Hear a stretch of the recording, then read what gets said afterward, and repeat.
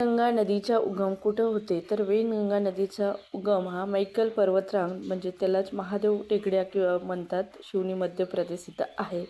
त्यानंतरचा प्रश्न बघा, महाराष्ट्रामध्ये तांदळाचे सर आणि तलावाचा जिल्हा, तांदळाचे सर आणि तलावाचा जिल्हा म्हणून कोणत्या जिल्ह्याची ओळख आहे? तर याचं उत्तर आहे गोंदिया जिल्हा.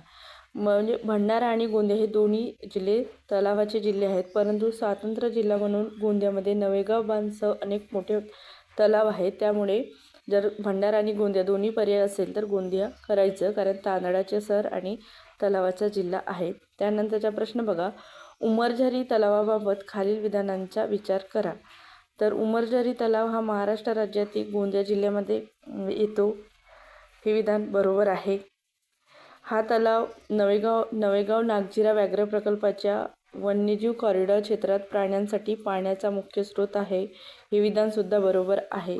हा तलाव वैनगंगा नदीच्या उपनदी खोऱ्यात वसलेला आहे. तर विधान बरोबर आहे. ABC तिन्ही विधान बरोबर आहेत. अशा पद्धतीचे काही प्रश्न आहेत MCQ तयार केलेले. जर तुम्ही या चॅनलला नवीन आले असाल तर चॅनलला सबस्क्राईब करा. धन्यवाद.